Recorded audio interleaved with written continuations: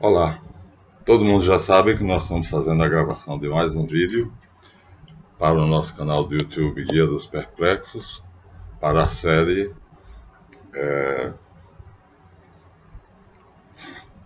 agora o nome da série, para a Bíblia, né? Para compreender melhor a Bíblia. Então, a gente vai lembrar daqui a pouco. Então, nós já fizemos 2 vídeos, e nesses 2 vídeos, então, nós já demos a noção de que para chegar a essa página, vamos pegar a Bíblia mais bela do mundo, para compreender a Bíblia, né? A noção é essa, para compreender a Bíblia. Então, essa é a Bíblia mais bela do mundo, e então, para compreender o que está aqui escrito no livro do Gênesis, que está aqui, que estaria em qualquer outro livro. Aqui está em hebraico, para estudo.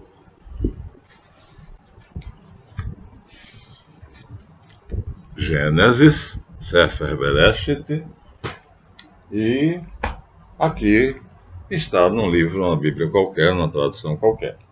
Bem, vamos direto ao assunto. O que é que nós pretendemos nesse último vídeo sobre a série, né, para compreender melhor a Bíblia? O que nós queremos é mostrar a vocês a dificuldade que o autor sagrado teve para fazer aquele texto. Como eu disse a vocês, né, ele tinha 4 tradições. Essas 4 tradições estavam diante dele ali, em pergaminhos, papiros, papéis, fragmentos e tudo. Ele tinha tudo àquela disposição.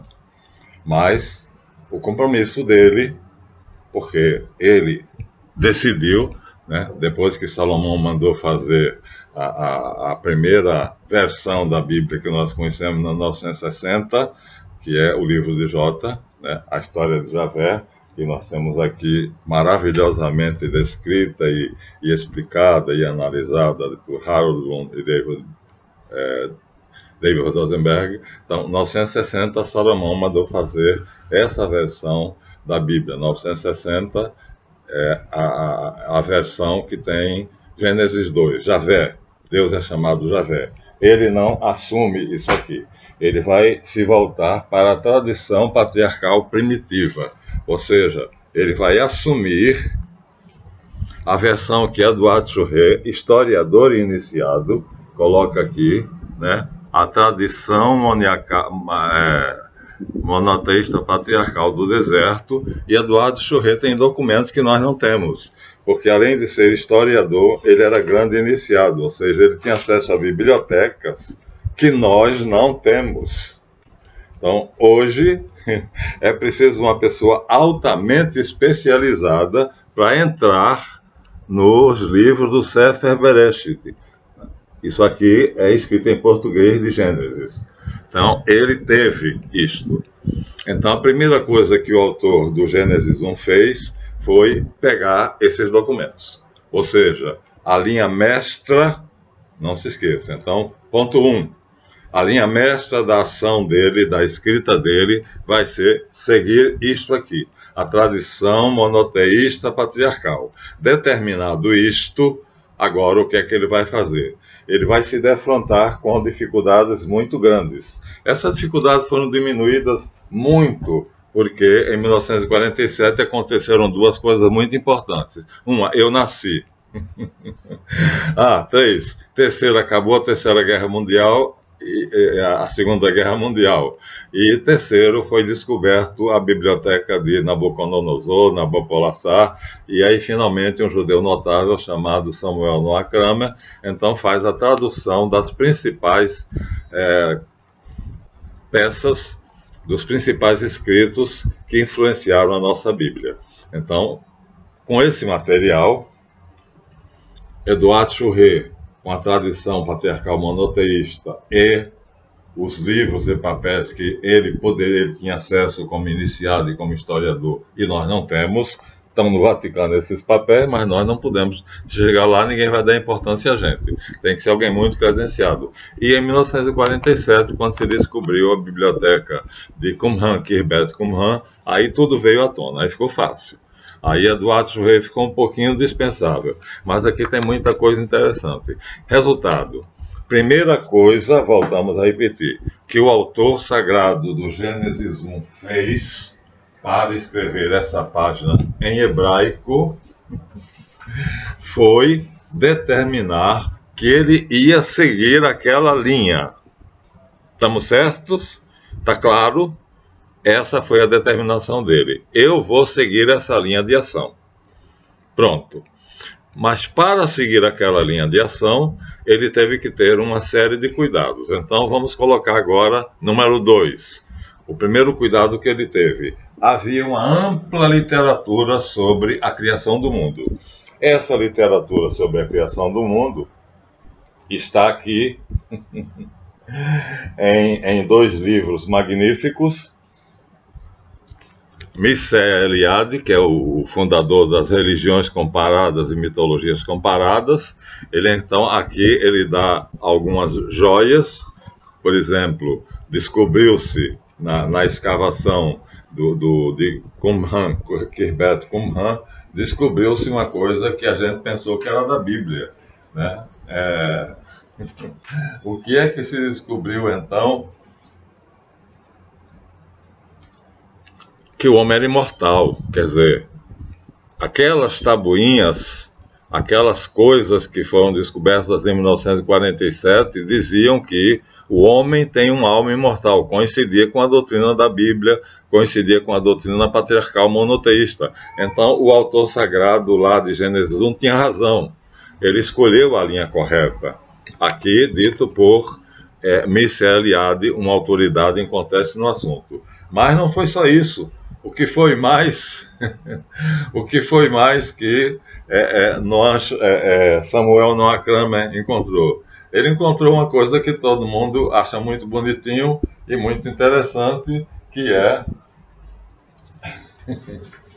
a epopeia de Gilgamesh. É um homem que vai em busca da imortalidade, que parece muito com a entrada no paraíso, ou seja, aquela história do paraíso, do homem querer comer a árvore do mal, da ciência do bem e do mal. Então, está aqui, ó, isso 7.000 a 8.000 anos antes de Cristo. Ele teve que se desfazer disso. Tudo isso estava à disposição dele na época. Aqui, ó. Noah Kramer prova isso com esse livrinho. Ele teve que desfazer-se disso. Então, os grandes iniciados do Churré não nos provam que ele tinha isso, porque são muito antigos. Mas isso aqui é de 47, então ele tinha. Mas ele aí tem que desprezar isso. Então, o dilúvio, olha só, que maravilha. Então, naquele livro aqui do Samuel Noah Kramer, está o primeiro episódio do dilúvio de Noé, da Bíblia, que ele aproveitou, né? Mais tarde lá ele vai escrever, mas ele vai se desfazer de uma série de coisas. Então veja quanta coisa ele vai jogar para fora para poder fazer aquela página. Tem mais coisas ainda. Vai ter ainda mais coisas. Veja você, ele está decidindo escrever um livro, e esse livro vai ser sobre Deus e a criação do mundo, mas ele vai ter mitos da criação do mundo, e apenas um desses mitos vai dizer que a criação foi feita pelo pensamento de Deus, por Reshit.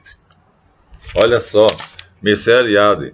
Há vários mitos. Uns o Deus sai cuspindo, outro Deus se masturba e sai esporrando, desculpem o termo. E então ele encontra um papel que diz que há um Deus que criou, está bem claro aqui, pelo pensamento. E Deus disse, na verdade Deus não disse, pensou, fiat lux, e a luz se fez. Ou seja, ele, de acordo com a tradição patriarcal monoteísta, esse Deus dele não podia fazer o mundo se masturbando e expelindo esperma, ou cuspindo, ou então matando gigantes. Então ele opta por isso aqui, estava à disposição dele. Então ele opta por isso aqui. O que eu quero ver nesse momento aqui é quanta coisa ele jogou fora. Para poder fazer aquilo ali, quanta coisa ele jogou fora. E aí, mais importante ainda, ele vai jogar fora a criação do mundo segundo o mito babilônico. O mito mais importante, o primeiro mito mais importante do mundo é o sumério, que é a nossa raiz, é a origem da igreja cristã. Vamos mostrar ele no final, né, que foi o que ele se baseou. Então, ele se baseia no mito sumério, e nesse mito sumério nós temos aqui a ressurreição de Inanna, ou seja, pela primeira vez, uma pessoa ressuscita. Olha, ela vai ao inferno, lá no inferno a irmã mata ela, o nome dela é Ishtar, ou Inanna, e aí a irmã mata ela e o pai manda dar para ela, abrir a boca à força e colocar o pão da vida e água da salvação, e ela ressuscita. Gente, isso é a missa de hoje. E se estamos há 8.000 anos atrás, aqui começa a história do cristianismo. Então, olha só, ele aceitou isso, né? Porque dentro da linha dele havia a imortalidade da alma e a ressurreição. Ele pegou isso. O que eu quero é que vocês vejam, agora estamos em 2 pontos, o que ele jogou fora e o que ele aceitou. Então, jogou fora aquela história de que Gilgamesh saiu procurando, feito um doido, a imortalidade, não encontrou, né? Aceitou o dilúvio, que está aqui, não aceitou, recusou a luta de Marduk com Tiamat, que está aqui nessas tabuinhas aqui, né? Então Marduk é o equivalente a Javé, e ele decide fazer uma guerra com a mãe, a própria mãe. A mãe é um dragão, começa a história dos dragões. E aí ele pega, vou pegar um livro que está mais fácil, tá? Ele pega, quando Tiamat decide matar os deuses novos e tomar de novo o trono, então o que é que ele faz? Aqui está.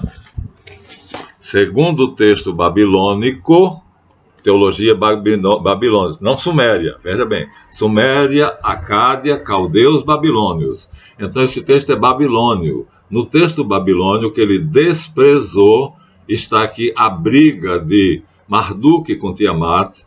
Quer dizer, não sabemos que forma tinha Marduk, nós ali até vamos mostrar para vocês, né? Vamos mostrar, ali mostra como se fosse um homem comum, e Tiamat um dragão, um monstro. Ele despreza isso.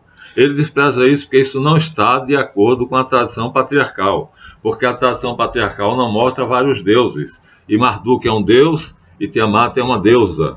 Então aí nós já temos o politeísmo. Então aqui, daqui para trás, porque o livro é daqui para trás, é uma Xerox, mas é o mesmo que é o que eu mostrei para vocês há pouco aqui, né, do Mircea Eliade, né, só que aqui já está marcado. Então ele despreza isso. Então tudo que tem a ver com o que foge da linha patriarcal monoteísta, da tradição dos sheiks do deserto, ele despreza. Portanto, despreza a teogonia mesopotâmia, né, que é dos babilônios, aceita a teologia suméria. Na teologia suméria se fala da imortalidade da alma e da ressurreição através da ingestão do pão da vida e da água da salvação. Ele pega isso porque Jesus vai usar depois, né? E despreza a luta de Marduk com Tiamat, porque Tiamat seria uma deusa e Marduk seria um deus. E então, embora a nossa trindade, já mostrei aqui a vocês, sejam 3 pessoas, mas nós não consideramos 3 deuses, né? O velho é o pai, o jovem é o filho, e aqui a ave que está entre eles e o baldaquim é o Espírito Santo. Ele quer se manter nessa linha, e ele vai se manter. É o primeiro ponto que ele decide. Então ele começa a expurgar, primeiro de que tudo, a teogonia babilônica, que vai mostrar Marduk brigando com Tiamat. Então aqui temos 2 deuses, ele joga fora, isso ele joga fora. Está aqui, à minha esquerda, à direita de vocês, Marduk, como um homem, uma pessoa comum. E à minha direita, à esquerda de vocês, Tiamat, outro deus. 2 deuses. Para ele, isso era um absurdo, porque a tradição monoteísta não supunha 2 deuses. O que é que ele faz? Despreza isso. Joga fora. Não usa. Mesmo que seja, vamos dizer assim, que tenha autoridade de ter vindo da Babilônia, de ter vindo dos acádios, ele despreza, ele joga fora. Olha o trabalho de seleção que esse homem está fazendo, né? Ele é de uma genialidade, de uma inspiração fora do comum. Joga fora, isso não serve. Mas, ao contrário, como dissemos, ele pega aqui o mito da ressurreição, que é Inanna voltando do inferno, né? Ressuscitando depois de ter vindo do inferno.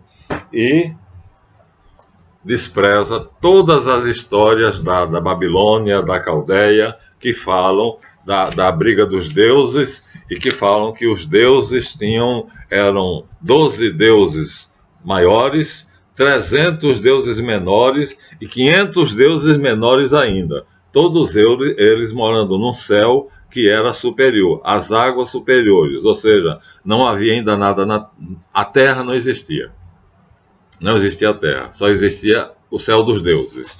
Ele despreza isso porque quando ele fala, no princípio Deus criou o céu e a terra, então ele já está falando de 2 realidades. O céu, Ha-Shamayim, as águas superiores ao pé da letra, e Eret, a terra, as águas inferiores. Ele já está falando de 2 mundos. O mundo de Deus, Reshit, lá de cima, e o mundo, talvez, de Javé, daqui de baixo, né? Então já está falando de 2 mundos. E uma divisão no meio. E entre essas 2 águas foi feita uma separação, diz o texto bíblico. Olha que trabalho fantástico esse homem fez. Que coisa genial que ele fez. Não ficou só aí.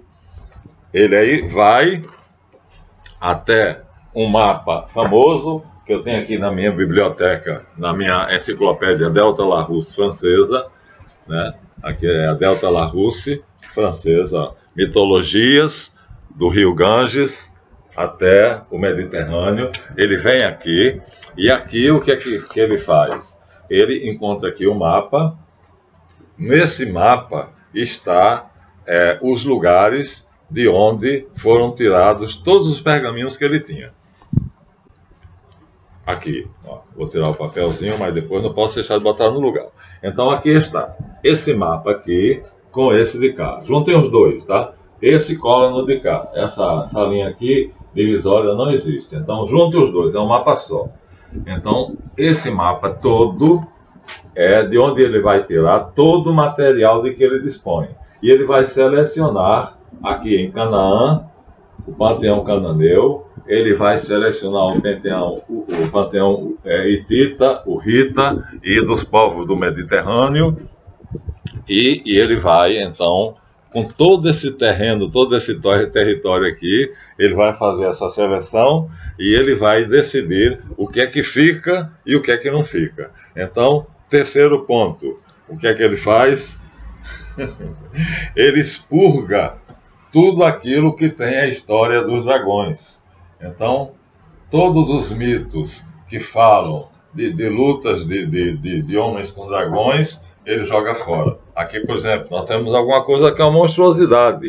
Pode não ser um dragão, mas é um monstro. Então, isso aqui não coincide com a nossa estética, nem com a criação segundo a teogonia patriarcal. Então, o que é que ele faz? Ele joga fora essa noção ali. Esse documento ele joga fora. Ele vai aproveitar um outro. Por exemplo, aqui, ó.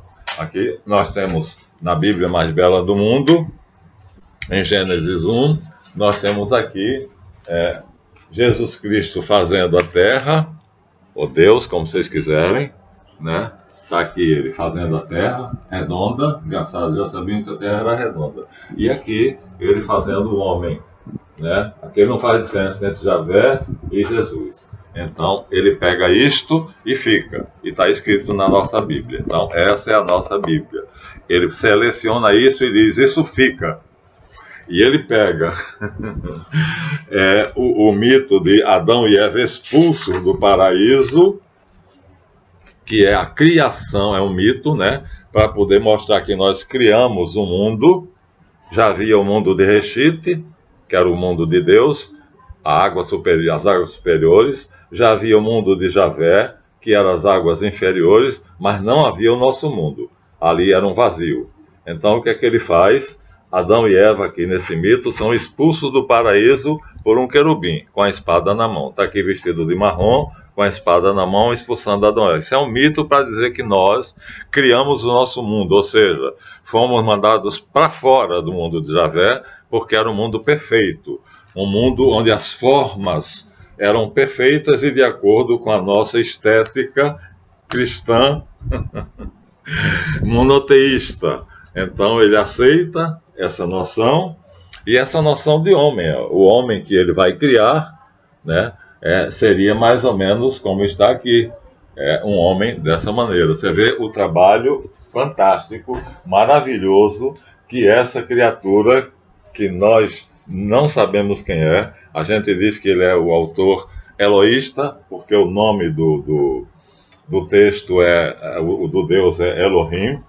Então, aqui tem uma figura que significa Elohim ou Javé, mas para ele não tem importância, não importa, porque Javé não tem rosto, não tem forma. Então ele despreza isso aqui, não serve para ele. Aqui Elohim está num carro de guerra, lutando contra os dragões, ele despreza isso aqui. Então tudo aquilo que não serve, que não se encaixa na tradição patriarcal monoteísta, ele vai desprezar. Já temos duas coisas, né? Já temos duas coisas que ele vai desprezar. E tudo aquilo, então, que vai vir e que vai ser contrário à tradição patriarcal monoteísta, ele vai jogar fora. Por exemplo, uma das coisas que ele não vai aceitar é que Deus, Elohim, concedeu a Javé um amontoado de porcaria que é chamado o caos, para que Javé fizesse desse amontoado de porcaria o mundo dele. Não é assim, segundo a mentalidade dele em Gênesis 2, Deus, Elohim, dá a Javé um útero vazio com uma substância chamada o ser, porque ele diz, eu sou quem sou. E aí não é isso aqui é o caos. Os panteístas, monistas creem nisso, ele despreza isso. Então o que está aqui na concepção dele é um imenso vazio, uma coisa lindíssima, o oceano da eternidade, seria assim que nós poderíamos chamar. E esse oceano da eternidade seria o que nós hoje temos uma ideia, quer dizer, tem fenômenos atmosféricos, como nós estamos vendo aqui, tem uma figura belíssima aqui, tomara que eu encontre, que é um oceano mesmo. Olha, isso aqui seria o céu que Javé criou, viu? Então Javé cria este céu. O de Reshit nós não conhecemos. É tudo invisível, é incognoscível. Esse é o de Javé, o 2. Ainda não vamos falar sobre ele, mas ele vai aceitar. Ele vai aceitar porque as formas são estéticas. Agora, a história dos dragões, a história dos monstros, ele vai rejeitar tudo. Então essa vaquinha aqui, simples, ele vai aceitar, porque está de acordo com a nossa noção estética. Então ele vai aceitar. Mas aquilo que for absurdo e que não for de acordo com a tradição patriarcal monoteísta, ele vai recusar. Você imagina o critério desse homem para saber o que é que ele fica e o que é que ele tira. O que é que entra e o que é que não entra. Por exemplo, aqui, né, ele não aceitou essa noção. Essa noção seria o dragão, em forma de serpente, estrangulando os seres humanos. No Gênesis 1 não existe dragão estrangulando os seres humanos. Deus cria um casal e esse casal é rei e rainha. Deus os criou e disse dominai sobre todas as coisas. Então Laocoonte, que é uma figura muito bonita, não existe no autor eloísta. Não existe. Por quê? Porque essa história dessa serpente vai acontecer em Gênesis 2 e não em Gênesis 1. Então ele deixa lá para o autor do Gênesis 2 e aqui ele despreza. E aí nós vamos encontrar agora uma imensa surpresa. Nós vamos encontrar uma coisa que vocês já estão cansados de ver, mas eu vou mostrar de novo. Um texto que todo mundo pensava que tinha se perdido, e na verdade não tinha se perdido. Esse texto está aqui em espanhol, com as referências, já mostrei para vocês. Aqui estão as referências, tá vendo? Está em espanhol. É falando de dragões. Eu vou ler em português, porque eu tenho em português.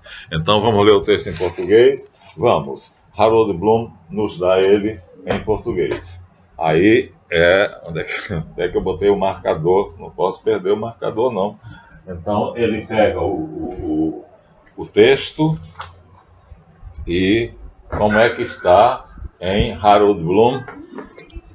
Está assim. Yahvé, com uma poderosa palavra de poder, criou o sol, a lua e as estrelas. Como uma tenda, estendeu os céus para cobrir o mar, e acima deles dispôs sua secreta corte, fundando-a sobre as grandes águas superiores, o céu de Deus.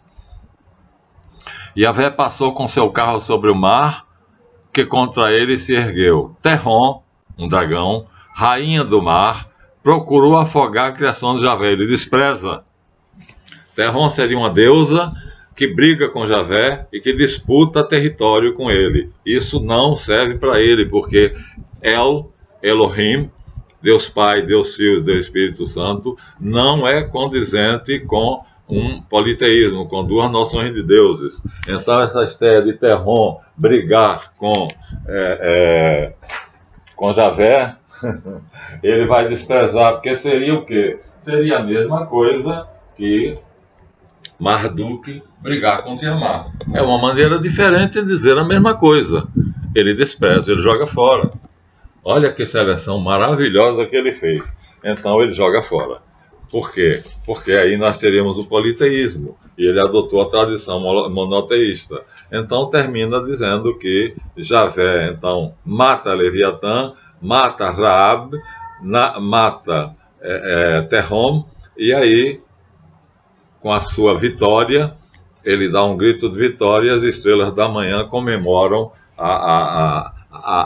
o sucesso dele. Ele não aceita, ele rejeita essa história de dragões, porque aí tem três deuses, Raab, Leviatã, Terrom. Ainda tem uma outra, Keshek, que é a deusa da noite, que matava quem andava de noite sem um amuleto para protegê-la.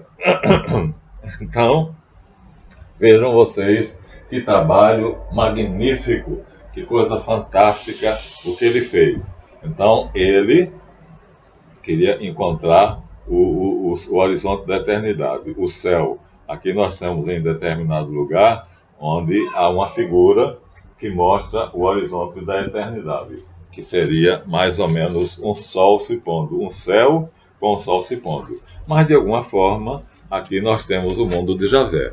Quer dizer, Yahvé fazendo um mundo bonito, semelhante ao de Deus, porque a ordem dele foi fazer um mundo semelhante ao de Deus. E ele faz. E ele faz um mundo belíssimo. E aí esse mundo ele aceita, mas ele aceita, mas sem os dragões. Não vou encontrar, já separei, mas não sei se vou encontrar os céus a aurora solar. Vou procurar o último livro. Então, tá aqui, estamos já há 29 minutos, e aí ele vai procurar o último livro, que é o Horizonte da Eternidade, que seria exatamente um oceano, e nesse oceano, então, Yahvé, Elohim, vendo assim aqui está, achei. Aqui seria uma noção parecida com a dele. Então, esse oceano, chamado Horizonte da Eternidade, o Sol seria o Cristo, a luz, e esse mar, né? O Espírito de Deus pairava sobre as águas, o mar, Hashamaim. Hashamaim, que se traduz como os céus, é na verdade o mar. E havia trevas sobre a face das águas. Então ele usa isso aqui. Por quê? Porque tem uma lua, um sol e tem um mar. Então, coisas, ele pega os deuses e ele destrói. Ele tira esses deuses. E aquilo que tinha a ver com serpentes, com dragões, como está aqui, ó, ele joga fora. Aqui nós temos aqui um emaranhado de serpentes que são iguais a dragões. Joga fora, não serve. Joga fora, joga fora. E então o interesse nosso é mostrar a você como este homem, chamado o autor eloísta, como ele foi fantástico, como ele foi apenas do ponto de vista humano, né, um ser. Então ele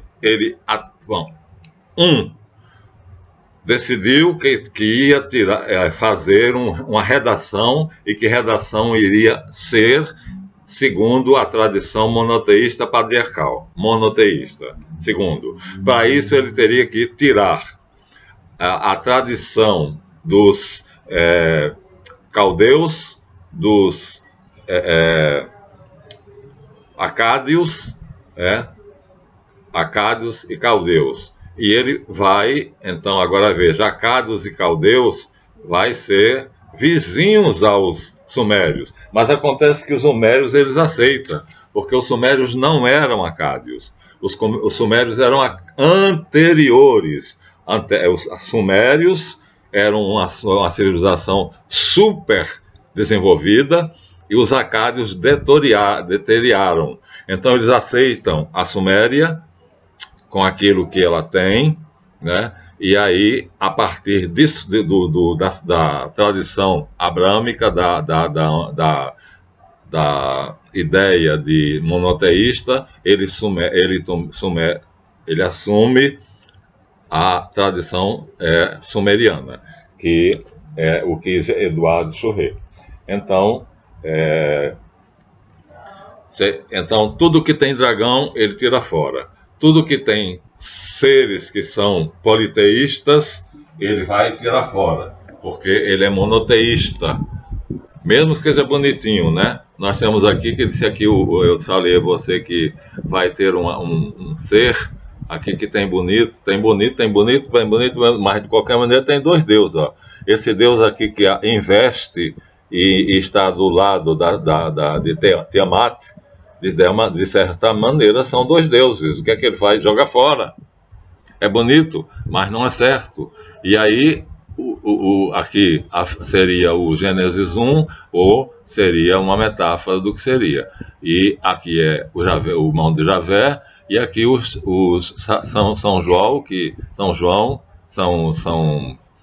São Jorge, que aí ele vai ser, não ele, os cristãos vão aceitar que seriam e aqui está então o dragão que fez, né, com que o meio e ambiente se tornasse propício para que Javé fizesse o mundo dele. Ora,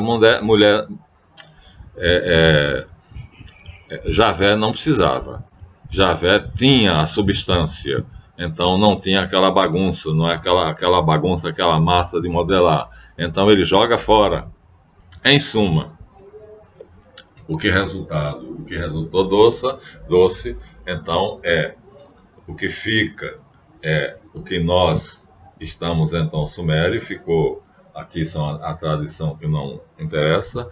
Então o que foi então aqui seria na Idade Média, fizeram uma figura de Javé, na Idade Média, no ano 12.000. E então, mas isso não é responsável dele. Isso ele foi lá no ano 500. E aí, agora, ele faz o que ele quer. Agora ele faz a página original, que aparece aqui, de Reshit, fazendo com que a tradição patriarcal seja a linha diretriz, só de um Deus, em 3 pessoas distintas, Pai, Filho e Espírito Santo, Reshit, Ruá e El. Se botarem outro nome, ele tira. Shamash, se Marduk, se for Assur, ele tira. Tem que ser El. Então, ele é de uma rigidez enorme, né? Ele divide as águas superiores, que é o céu de Deus, das águas inferiores, que é o céu de Javé. Então, já dissemos a vocês isso, e aqui está pronto. Então, mas ele expurgou todos os dragões, todos os seres monstruosos, deixando apenas, depois de uma grande... de uma peneirada, ele deixando apenas o Gênesis 2, que nós vamos ver um. Então, pronto. Agora sim. Agora você pode ler. Agora você sabe que a tradição monoteísta é a linha principal. Monoteísta. Javé, Elohim, que é Reshit, Ruá e El. E aí os deuses politeístas são tirados, são jogados fora, porque não há politeísmo. Os dragões, os tritões e tudo mais, as serpentes, tudo é tirado. Ele faz uma redação onde todos os símbolos são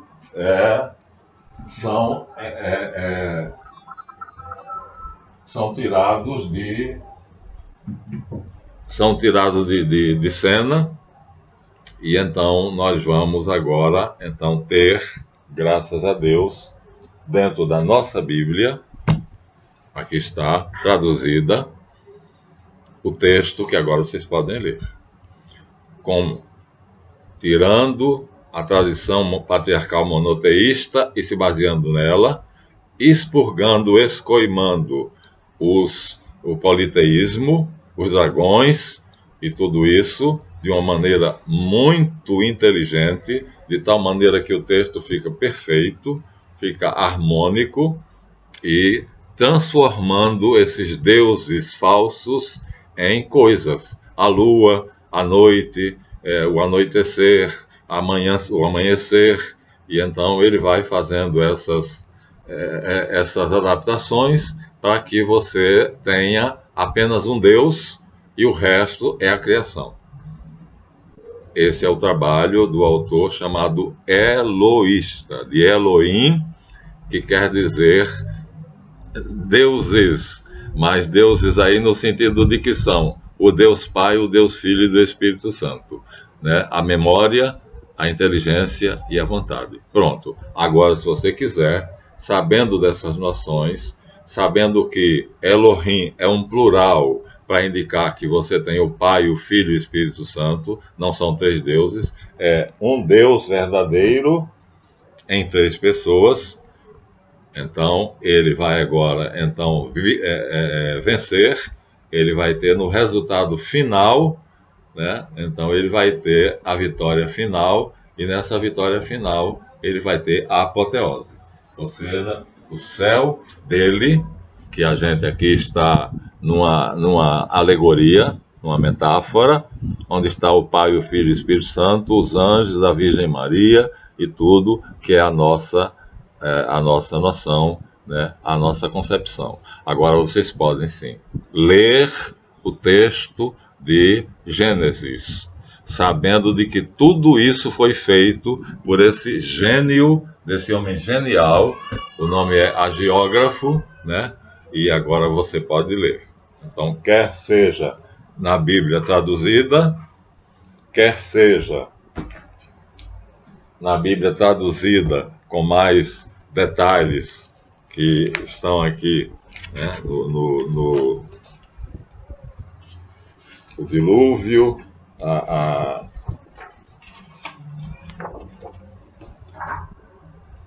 Deus criando a humanidade, aqui a mão de Deus e a mão de Adão, e assim, Jesus Cristo criando o homem e criando o mundo, e o paraíso, quer dizer, o homem está aqui, a imagem e semelhança de Deus, e aqui está os rebeldes saindo do paraíso, expulsos pela espada de fogo, porque decidiram criar um mundo que eles não tinham capacidade de fazer.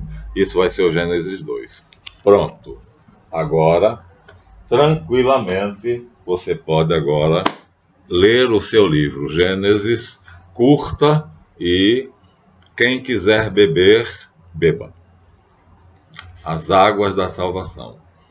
Esse é o resultado final do trecho de Bereshit, ou que nós chamamos vulgarmente de Gênesis. Agora vocês podem ler tranquilamente, com todas as, vamos dizer assim, todas as modificações, escoimando as porcarias, as que não servia, e deixando as noções superiores, metafísicas, expurgando os dragões, os deuses, os dragões, as serpentes, e fazendo, portanto, uma criação, né, esteticamente perfeita.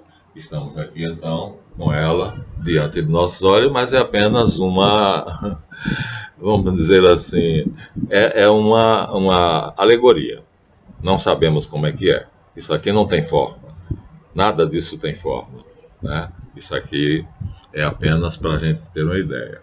Então, Páginas Difíceis da Bíblia, terminado, em 3 capítulos, 1, 2, 3, terminamos. Agora vocês podem pegar a sua Bíblia e podem ler com tranquilidade. Gênesis 1, Sefer Bereshit. Pronto. Quem quiser beber, beba. Essa é a página difícil da Bíblia. E pronto. Agora vocês se tornaram peritos para ler uma página da Bíblia. A mais bela e a que deu mais trabalho. Pronto. Terminamos. Espero que vocês curtam. Quem quiser beber, beba as águas da salvação e da inteligência. E ademã que eu vou em frente é o último capítulo, 1, 2, 3, que é agora a leitura tranquila do Gênesis 1, dentro daquilo que eu pude mostrar a vocês, a beleza de um capítulo, a primeira página da Bíblia, expurgada as cascas, né, os dragões, os vários deuses e tudo que não se via. Pronto, terminamos. Até o próximo, se Deus quiser, e até a próxima.